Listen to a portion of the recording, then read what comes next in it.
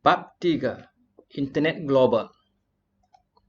Dalam bab ini, kita akan membincangkan evolusi internet.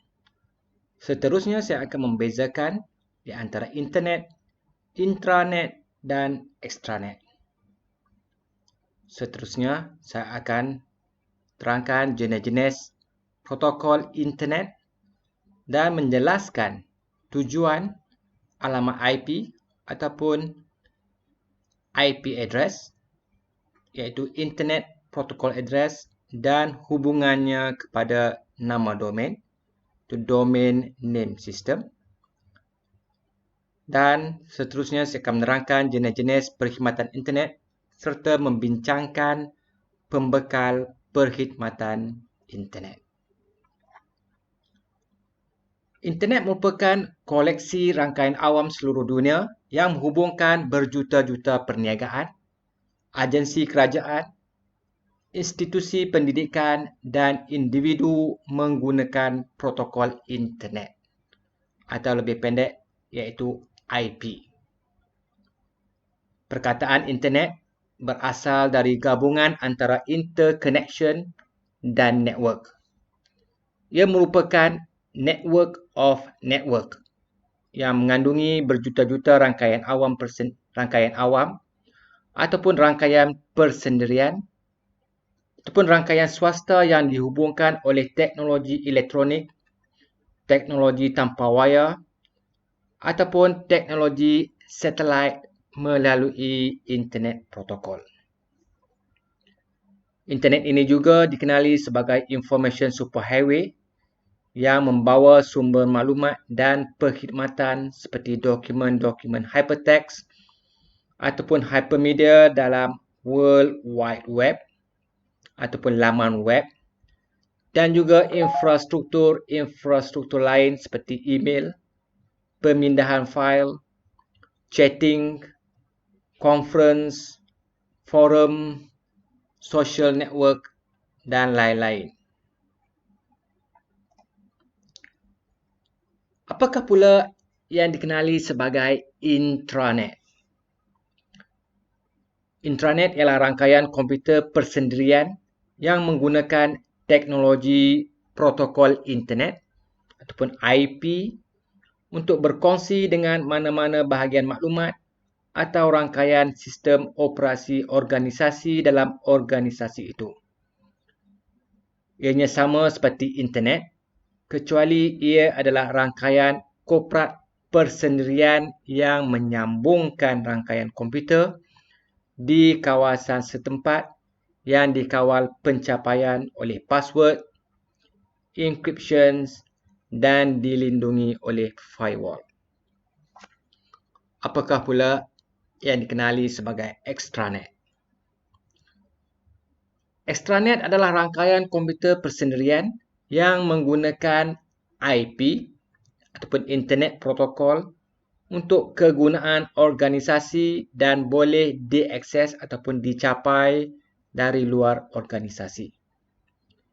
Ia boleh dilihat sebagai lanjutan kepada intranet organisasi yang dipanjangkan pada pengguna di luar organisasi.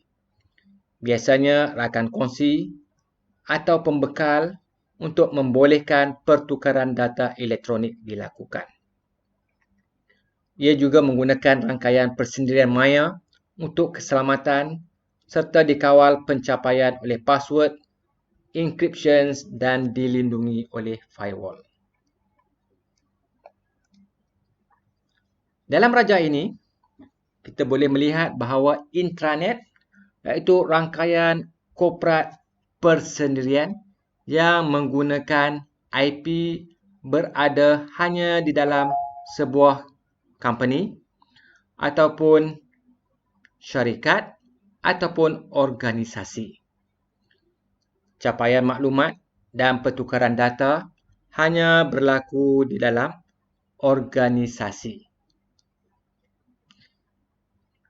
Ianya dikawal oleh firewall. Manakala extranet pula, ia merupakan lanjutan daripada intranet yang dipanjangkan kepada pengguna di luar organisasi biasanya pelanggan, pembekal ataupun rakan kongsi. Manakala internet pula adalah rangkaian awam yang menggunakan protokol internet untuk menghubungkan komputer di seluruh dunia. Siapakah yang menguruskan internet? Secara umumnya, tiada siapa yang memiliki internet. Setiap organisasi hanya bertanggungjawab menyelenggara rangkaiannya sendiri. Contohnya, UUM bertanggungjawab ke atas rangkaiannya. Begitu juga dengan UNIMAP yang hanya bertanggungjawab di atas rangkaiannya sendiri. Dan bagaimanakah pula dengan penyelenggaraan yang menghubungkan di antara rangkaian-rangkaian tersebut? Untuk membolehkan hubungan di antara satu rangkaian dengan rangkaian yang lain beroperasi dengan baik, beberapa organisasi tanpa keuntungan ataupun non-profit organisation dan juga kumpulan pengguna dengan kepakaran masing-masing ataupun expert group bertanggungjawab dalam menguruskan internet. Antara organisasi-organisasi tersebut termasuklah Internet Society, Internet Engineering Task Force, Internet Architecture Board, Internet Corporation for Assigned Names and Numbers, dan juga World Wide Web Consortium. Internet Society yang terdiri lebih daripada 140 organisasi dan lebih daripada 80,000 ahli menerajui dalam kemajuan dan pembangunan internet. Internet Society menyediakan hala tuju dalam piawaian ataupun standard pendidikan dan dasar internet. Manakala Internet Engineering Task Force ataupun IETF, ia merupakan kumpulan di bawah Internet Society yang terdiri daripada individu atau organisasi yang menjalankan penyelidikan teknologi baru berkaitan internet untuk meningkatkan kebolehan atau membolehkan infrastruktur internet berfungsi dengan baik. Internet Engineering Task Force juga membangun dan mempromosikan piawaian internet.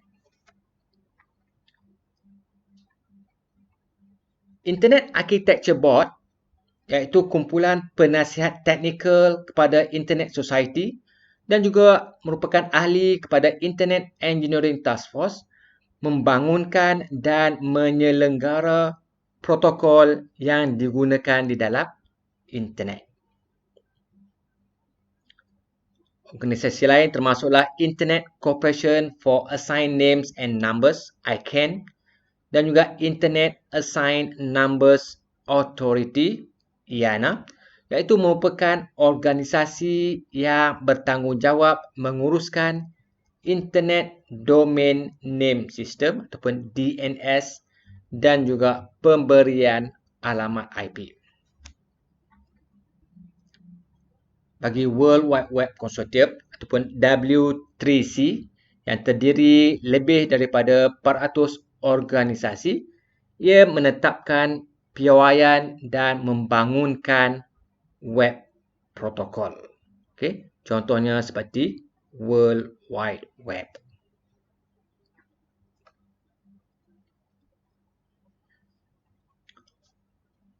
Internet menyokong semua aspek kehidupan. Ia boleh digunakan dalam semua bidang. Di antara bidang utama penggunaan internet adalah internet untuk penemuan, internet untuk komunikasi, dan internet untuk kerjasama. Internet sebagai penggunaan dalam penemuan membenarkan pengguna mencapai maklumat dalam pangkalan data dari pelbagai lokasi. Contohnya, maklumat daripada perpustakaan maya dan pusat maklumat seperti pusat pembangunan pelancong. Ia juga bertindak sebagai kebolehan dalam menyediakan kemudahan dalam pendidikan dan perkhidmatan kerajaan serta meningkatkan dunia perdagangan dan perniagaan. Penemuan yang dimaksudkan adalah dengan meneroka dan melayari berjuta-juta halaman sesawang dalam internet. Proses melayari halaman sesawang ini boleh menggunakan pelayar sesawang ataupun web browser seperti Internet Explorer, Netscape Navigator, Google Chrome dan Opera. Internet untuk penggunaan komunikasi pula adalah sebagai satu cara manusia berkongsi dan menukar maklumat serta mempengaruhi dan memahami satu sama lain. Komunikasi adalah proses penghantaran dan penerimaan simbol, data, imej, teks, dokumen dan grafik dengan menggunakan perkakasan dan perisian. Komunikasi juga termasuklah proses pengumpulan, pemprosesan, pengagihan, perkongsian, pengambilan, pemindahan dan penyimpanan maklumat. Kini, internet merupakan satu alat komunikasi yang penting. Penggunaan internet dalam komunikasi adalah seperti penggunaan dalam persidangan video, telefon internet, mail elektronik dan mesej segera ataupun instant messaging seperti ICQ dan Messenger. Internet untuk kerjasama adalah di mana pekerja dalam organisasi perniagaan boleh bekerjasama antara satu sama lain dalam menangani pekerjaan, mesyuarat, perbincangan dan perkongsian maklumat. Kerjasama ataupun collaboration adalah berkaitan dengan perkongsian kerja oleh dua atau lebih individu atau kumpulan dalam mencari penyelesaian atau melaksanakan tugas. Kerjasama tidak terhad di kalangan pekerja dalam sesebuah organisasi sahaja, tetapi termasuklah pihak luaran seperti pelanggan, pembekal, pesaing dan pihak yang mempunyai kepentingan untuk meningkatkan pengeluaran dan berdaya saing. Internet untuk kerjasama ini boleh menggunakan aplikasi komputer seperti Groupware, Lotus Notes, perkongsian paparan dan lain-lain aplikasi komunikasi. Konsep internet bermula seawal tahun 1950-an lagi, semasa Amerika masih berperang dengan Rusia. Amerika mencari jalan untuk menubuhkan satu bentuk komunikasi ketenteraan yang selamat dan mewujudkan satu cara di mana semua komputer boleh berkomunikasi. Melalui konsep inilah satu projek dana kerajaan Amerika Syarikat berasaskan internetworking yang dinamakan sebagai Advanced Research Project Agency Network ataupun ARPANET dalam tahun 1969. Tujuannya adalah untuk menghubungkan penyelidik daripada 4 buah universiti di Amerika iaitu Stanford Research Institute, University of California at Los Angeles, University of California at Santa Barbara dan University of Utah. Walau bagaimanapun, internet yang sebenar lahir dalam tahun 1980-an apabila semua rangkaian lain bersambung dengan ARPANET. Pada tahun 1982, perkataan internet bermula, manakala pada tahun 1986 rangkaian Freenet dibangunkan oleh Case Western Reserve University. Selepas itu, dalam tahun 1991, kerajaan Amerika mula membenarkan agensi perniagaan menyambungkan rangkaian mereka ke internet. Kini, semua orang dapat menyambungkan ke internet dan meningkatkan kehidupan mereka dan kualiti pekerjaan. Pengguna di rumah dan perniagaan kecil disambungkan ke internet melalui perkhidmatan internet jalur lebar berkelajuan tinggi, itu internet broadband.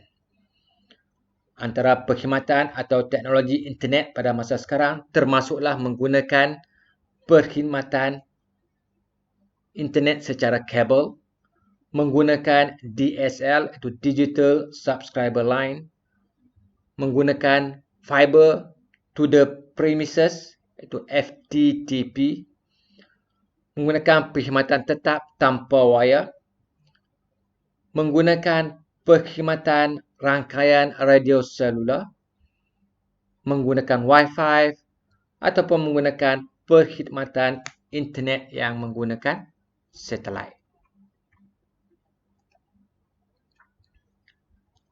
Penyedia perkhidmatan ataupun access provider adalah perniagaan yang menyediakan capaian internet percuma ataupun bayaran kepada individu dan organisasi. Internet Service Provider ataupun penyedia perkhidmatan internet terdiri daripada dua jenis, iaitu ISP serantau yang menyediakan capaian internet ke kawasan geografi yang tertentu, dan ISP tempatan yang menyediakan capaian internet di bandar-bandar atau di pekan-pekan di seluruh negara. Bagi online service provider, iaitu penyedia perkhidmatan atas talian. Contohnya seperti American Online dan Microsoft Network yang menyediakan banyak kemudahan kepada ahli-ahlinya. Penyedia perkhidmatan jalur lebar pula menyediakan capaian internet jalur lebar untuk komputer dan peranti mudah alih. Contohnya di Malaysia seperti perkhidmatan Uni5 yang disediakan oleh TM, Telekom Malaysia. Ia menyediakan capaian internet dengan kelajuan yang tinggi dan boleh dihubungkan dengan menggunakan DSL, Digital Subscriber Line, fiber optik, kabel ataupun satelit. Jadi, bagaimanakah internet beroperasi? Di setiap komputer yang disambungkan ke internet akan mempunyai alamat yang unik yang dikenali sebagai nombor internet ataupun alamat internet. Okey, ataupun IP address. Pelayan dan pelanggan, klien dan juga server biasanya disusun mengikut alamat IP dan domain. Alamat IP ataupun IP address adalah nombor khusus merujuk kepada lokasi sebenar pelayan di dalam rangkaian. Domain pula adalah sebahagian daripada nama rasmi pelayan di rangkaian, menggantikan nombor IP yang kurang deskriptif. Contohnya, domain seperti uum.edu.my.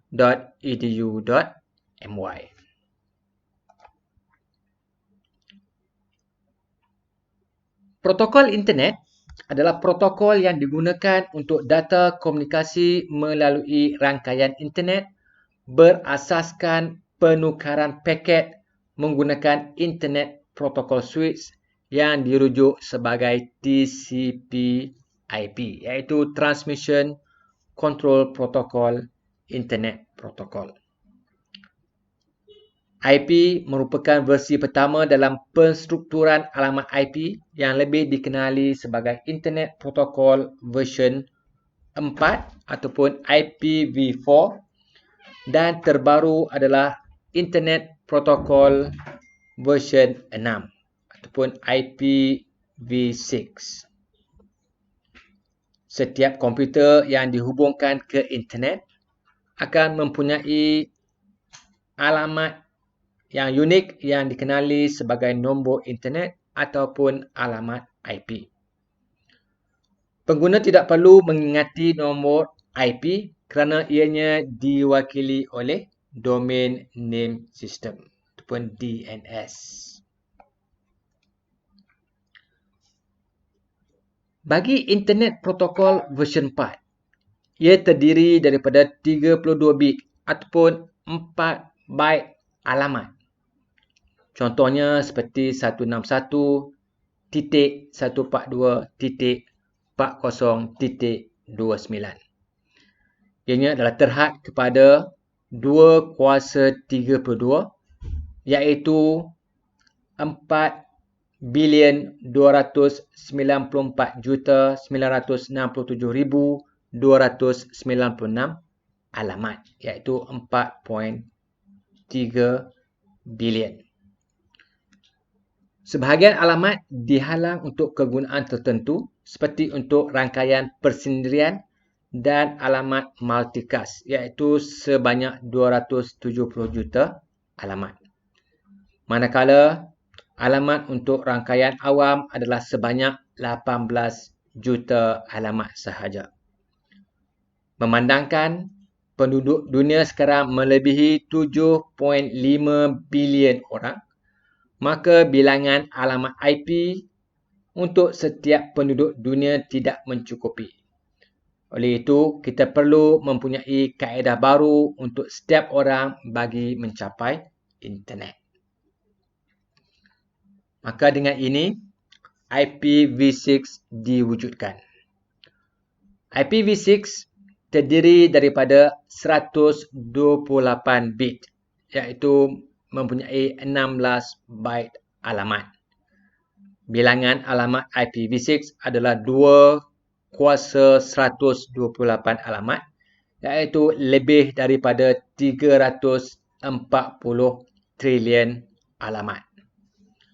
Contoh bagi IPv6 adalah seperti 2001:85.0.850:10.0.8.2.070:037:0.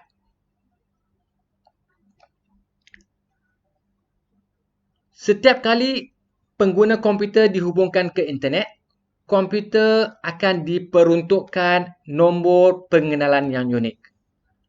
Nombor ini dikenali sebagai alamat protokol internet atau alamat IP, iaitu merupakan satu set 4 nombor yang dipisahkan oleh titik yang lebih dikenali sebagai perpuluhan bertitik ataupun dotted decimal atau dotted quad. Contohnya 123.45.245.91. Setiap tapak web diberikan alamat IP yang unik sebagai pengenalan diri dan untuk mengenal pasti lokasi tersebut. Alamat IP inilah merupakan kaedah di mana semua komputer yang dihubungkan ke internet mengenal pasti antara satu sama lain. Contohnya, di dalam komputer ini. Jadi setiap komputer yang dihubungkan ke internet mempunyai alamat IP. Contohnya komputer ini mempunyai alamat IP versi 4 dan juga alamat IP versi 6. Alamat IP versi 4 adalah 192.168.0.193. Manakala IP versi 6 adalah 2001:54.38.eb://D9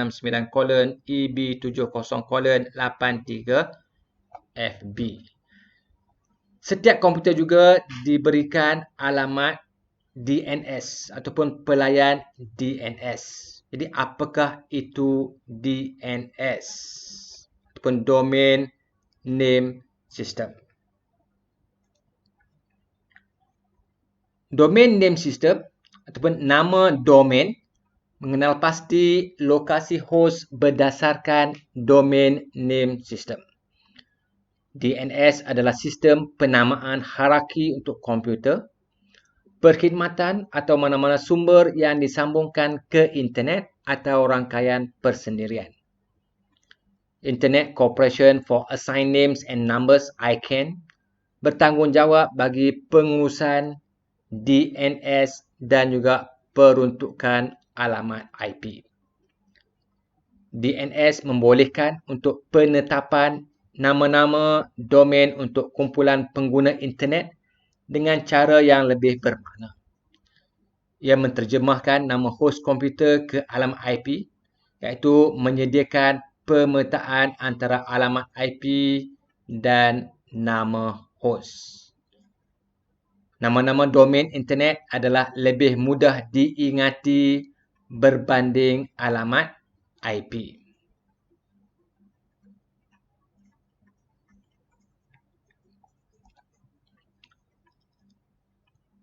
Domain name ini disusun mengikut jenis organisasi, iaitu 3 huruf akhiran, dan mengikut negara, iaitu akhiran 2 huruf.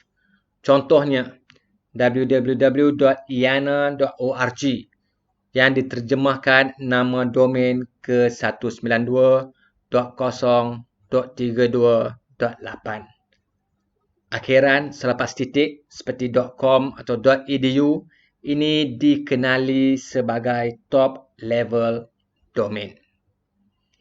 Akhiran ini menunjukkan jenis organisasi yang dimiliki oleh host. Contohnya .com adalah untuk commercial sites, .edu untuk education, .org untuk organisation. Nama domain yang terakhir juga boleh dibahagikan kepada 2 bahagian utama, iaitu zon geografik dan jenis organisasi yang terbaik. Contohnya, .my, iaitu yang digunakan di Malaysia. Nama domain yang digunakan di Malaysia. .sg, domain yang digunakan di negara Singapura. .au di Australia. .th di Thailand. .jp di Jepun. Dan juga mengikut jenis organisasi top level domain. Contohnya, Aero, Business, Cat, Com, Co-op, Edu, Gov, Info, Jobs, MIL, Mobi, Museum, Name, Net, ORG, PRO, Tel, Travel dan sebagainya. Okey, untuk mendapat senarai penuh berkaitan dengan domain name dan juga mengikut zon geografik, kita bolehlah ke Uninet di Norway. Okey.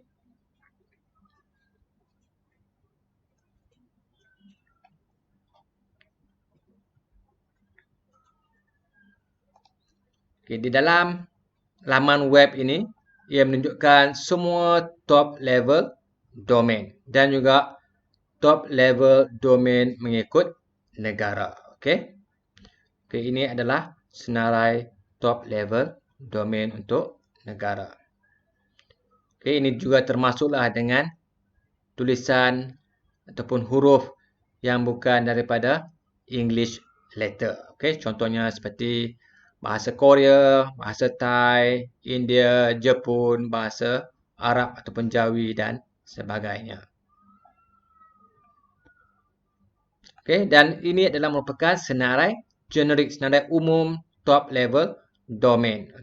Bukan sekadar untuk COM, EDU dan sebagainya, tapi juga mengandungi seperti accountant, actor, Africa Agency, Air Force dan seterusnya. So ada beribu-ribu jenis generik top level domain.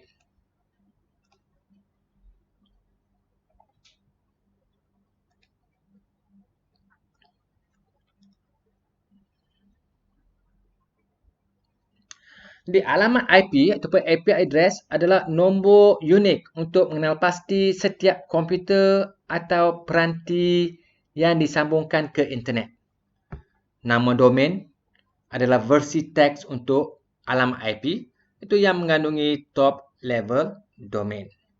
Manakala pelayan DNS ataupun DNS server menterjemahkan nama domain ke dalam alamat IP yang berkaitan. Terdapat banyak protokol dan perkhidmatan yang disediakan oleh internet. Contohnya, ini merupakan IP address version 4. 74.125.224.72. IPv6 seperti 2001:4860:8844. Dan domain name adalah seperti google.com, iaitu di penghujung .com itu adalah top level domain. Sebagai contohnya, kita boleh melihat alamat IP untuk domain uum.edu.my. Ini dengan menggunakan laman web hcidata.info, kita boleh dapatkan IP address untuk UUM. Kita masukkan uum.edu.my dan kita dapatkan alamat IP. Jadi alamat IP untuk UUM ialah 103.5.180.122. Okey. Jadi sekiranya di dalam web browser kita membuka IP address 103.5.180.122, kita akan dapat sama seperti laman web www.uum.edu.my. Ianya adalah sama. Ini menggunakan domain name. Jadi domain name ini disimpan di dalam DNS server. Di DNS server inilah yang bertanggungjawab menterjemahkan nama domain ke dalam bentuk IP address. Jadi setiap pelayan, setiap pelanggan, setiap komputer ianya dihubungkan oleh alamat IP. Jadi ini merupakan IP atau alamat IP untuk pelayan laman web uum.edu.my.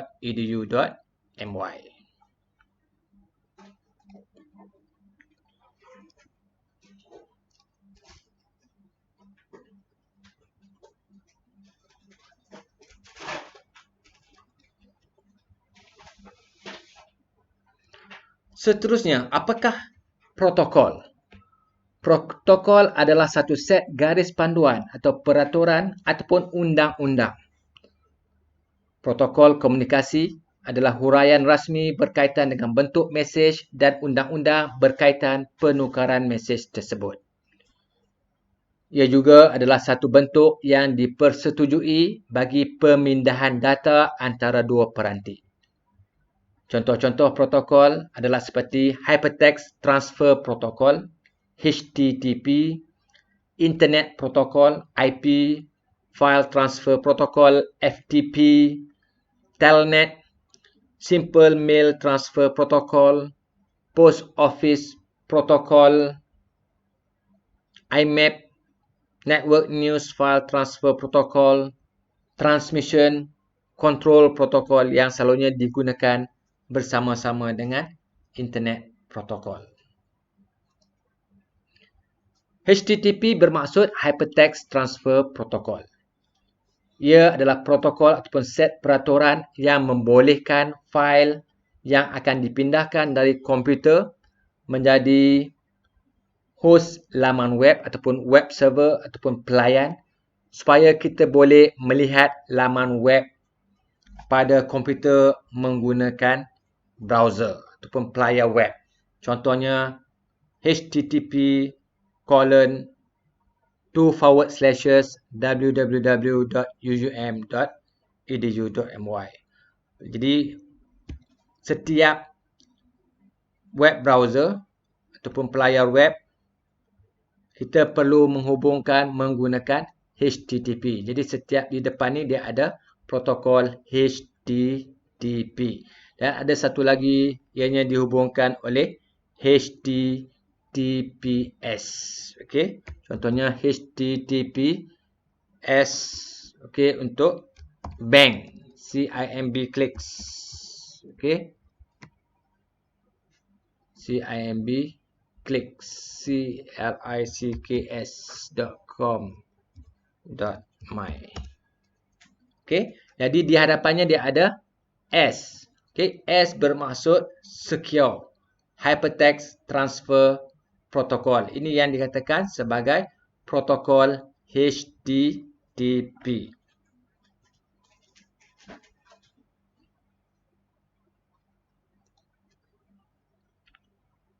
Seterusnya, file transfer protocol. Ia merupakan protokol untuk memindahkan fail antara komputer yang disambungkan ke internet.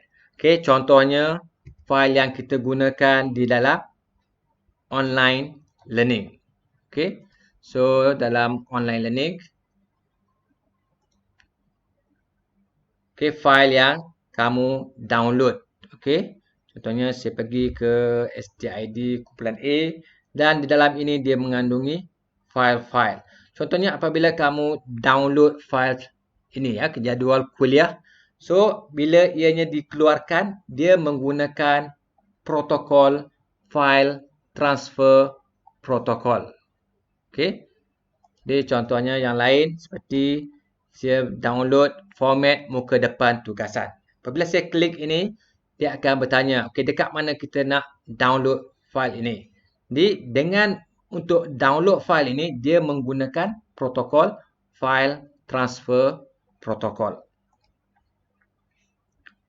Jadi file transfer protocol ini digunakan untuk memuat naik dan memuat turun fail dari satu komputer ke komputer yang lain. Di file FTP dia menggunakan pelayan file FTP, sedangkan file HTTP menggunakan pelayan web. Jadi untuk memuat naik dan memuat turun fail dari pelayan FTP, kita boleh juga menggunakan perisian pemindahan fail seperti WSFTP, Fetch, Qt FTP ataupun pelayar web seperti FTP Speedtest Tally2.net. Jadi selain daripada menggunakan pelayar web, okay, menggunakan protokol Hypertext Transfer Protocol, kita juga boleh menggunakan FTP File Transfer Protocol. Contohnya seperti FTP Speedtest.tally.net, iaitu di mana di sini kita boleh download file. Okay, contohnya kita nak download file yang saiz dia adalah 2 MB. Okay, so kita klik yang ini, di menggunakan file transfer protocol, dia akan downloadkan file ini dan disimpan di dalam komputer kita. Okay, di dalam hard drive kita. Okay, ini filenya. Okay. Okay, so ia berada di dalam file download 2 MB. Okay, ini adalah file yang di-download menggunakan file transfer protocol menggunakan web browser.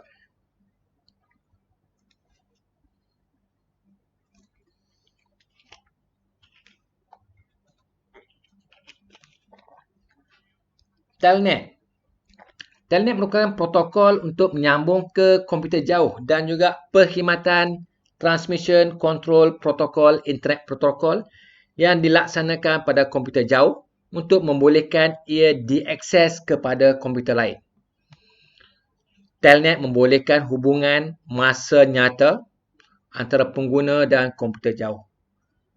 Telnet digunakan untuk menyambung ke komputer mainframe ataupun server daripada sebuah komputer.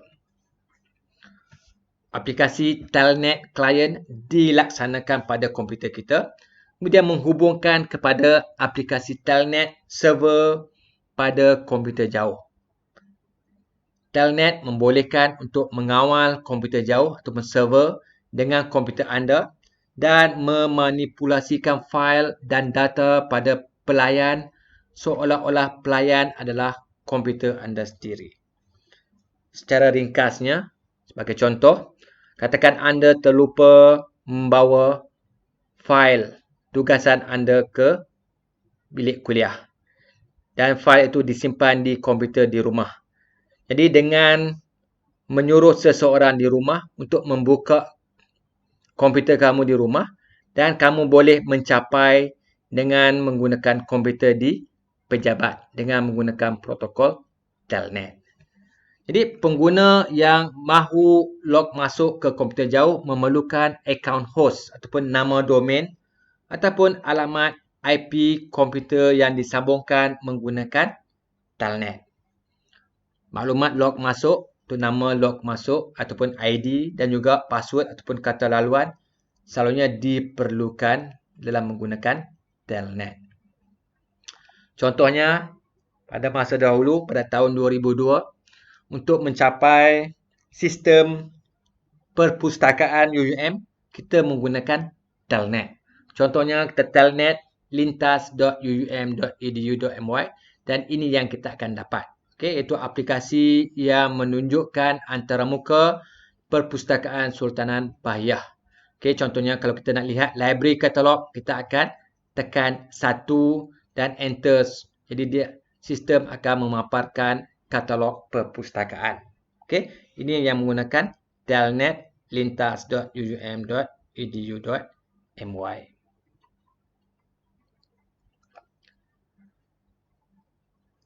Protokol SMTP ataupun Simple Mail Transfer Protocol. Ini merupakan standard internet untuk penghantaran mail elektronik melalui rangkaian internet protokol.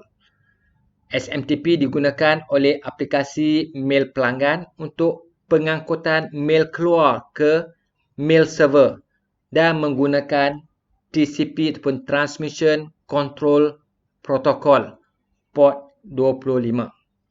Manakala untuk menerima mesej pula, aplikasi pelanggan biasanya menggunakan sama ada Post Office Protocol ataupun Internet Message Access Protocol ataupun IMAP, ataupun menggunakan sistem proprietary seperti Microsoft Exchange atau Lotus Notes ataupun Domino untuk mencapai akaun kotak mail mereka pada mail server. Bagi Network News Transfer Protocol, ia merupakan protokol aplikasi internet yang digunakan untuk mengangkut artikel berita Usenet ataupun net news di antara aplikasi pelanggan dan pelayan berita ataupun news server. Di Network News Transfer Protocol ini digunakan untuk memaparkan artikel berita oleh aplikasi pelanggan bagi dibaca oleh pengguna akhir.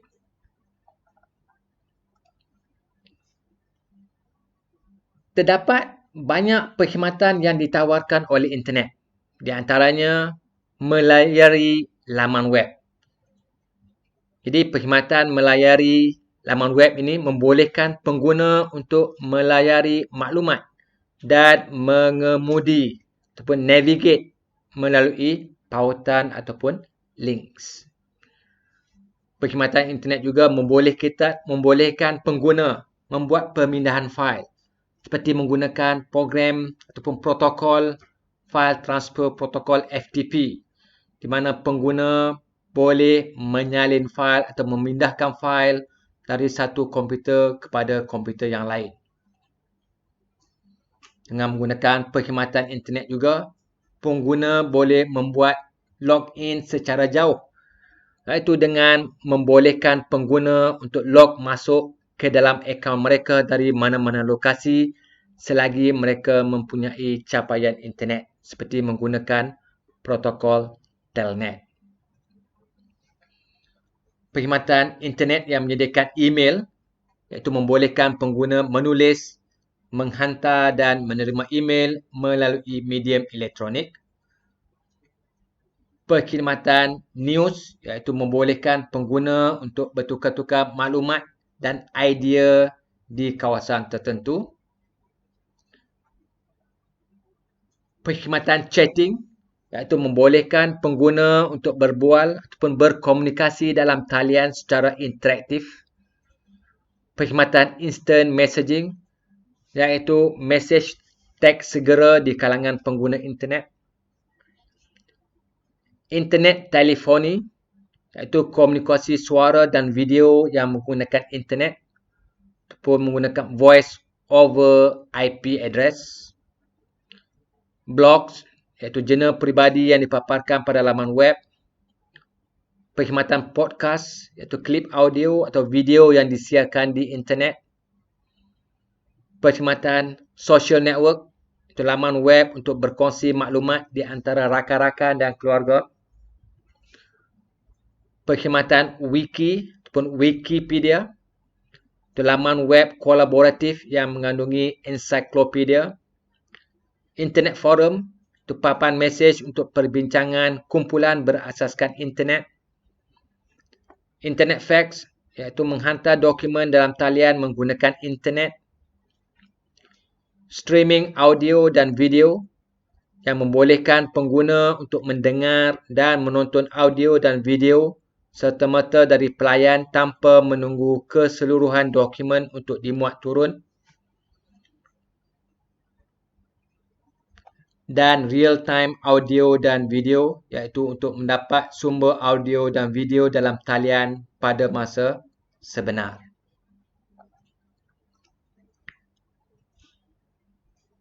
Chatting adalah perbualan menaip yang berlaku pada komputer secara real-time. Chatroom ataupun bilik sembang adalah lokasi pada pelayan internet yang membenarkan pengguna untuk berbual di antara satu sama lain. Instant messaging pula adalah perkhidmatan komunikasi internet yang berasaskan secara real-time. Internet telefoni, iaitu voice over IP, yang membolehkan pengguna bercakap kepada pengguna lain melalui internet. Okey, contohnya seperti kita membuat WhatsApp call.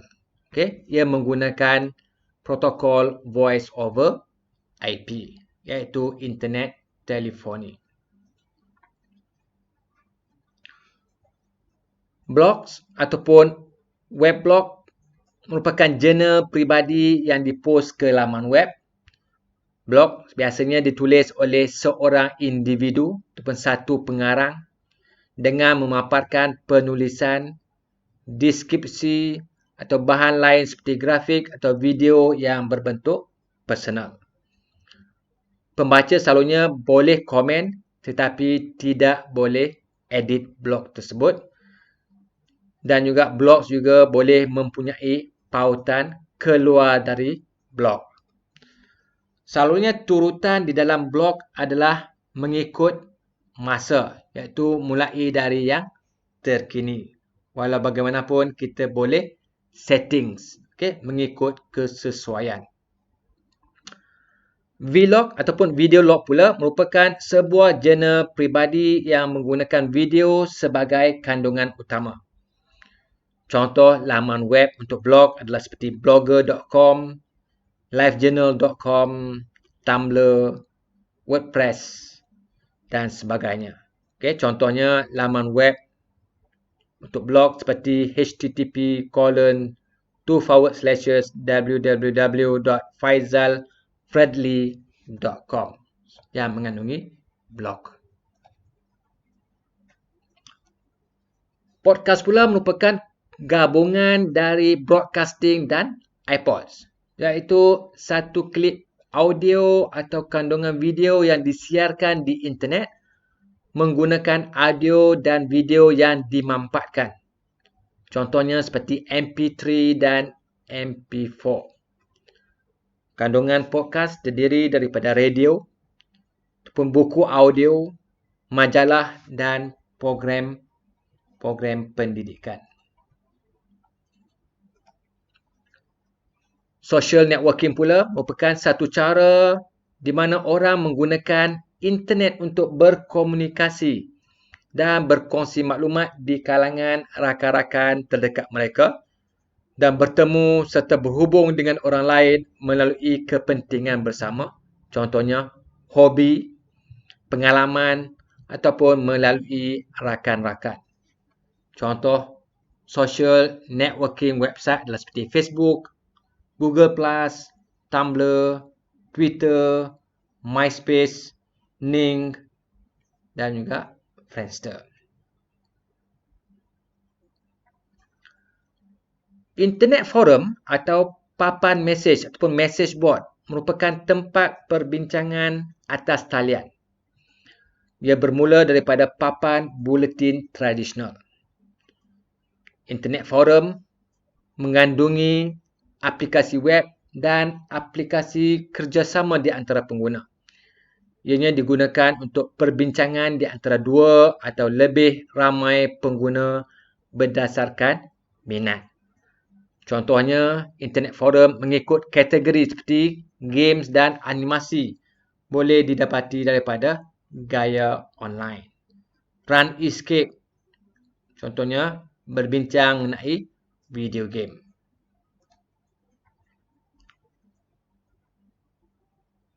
Wiki pula merupakan aplikasi web kolaboratif yang bekerjasama yang membolehkan pengunjung mencipta, create, menambah, mengubah suai atau memadamkan kandungan dengan kerjasama pihak lain.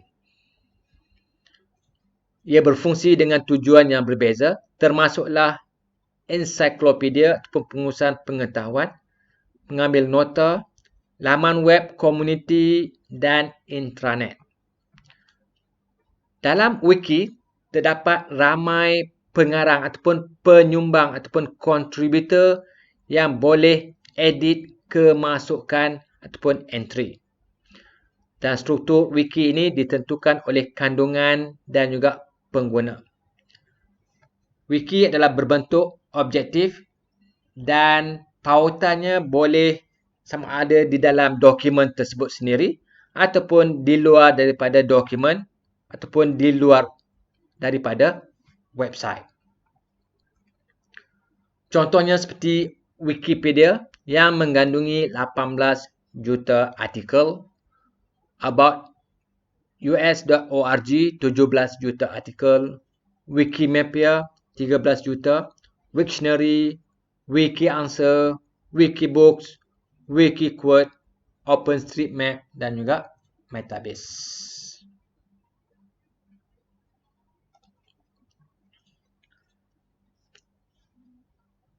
Internet Service Provider iaitu syarikat yang menyediakan capaian ke internet. Okay, ISP mengenakan yuran bulanan, menyediakan perisian, menyediakan nama pengguna, kata laluan dan capaian ke internet. Rangkaian di antara Internet Service Provider dihubungkan di antara satu sama lain melalui Network Access Point. Satu, ISP boleh berhubung kepada yang lain untuk mendapatkan alamat laman web atau nod pengguna.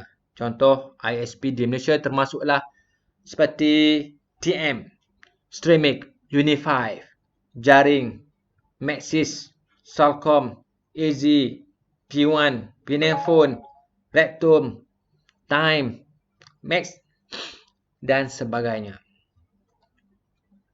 Jadi apa yang perlu digunakan untuk memperolehi internet di rumah? Jadi kita memerlukan sistem komputer. Kita perlu modem, iaitu sama ada model internal, external ataupun tanpa wire. Sekiranya kita ingin menggunakan modem secara hubungan dial-up, ataupun kita ingin menggunakan teknologi broadband, sekiranya talian telefon tetap seperti digital subscriber line tu, seperti Uni5 ataupun Streamic, dan juga kita memerlukan akaun internet dengan Internet Service Provider.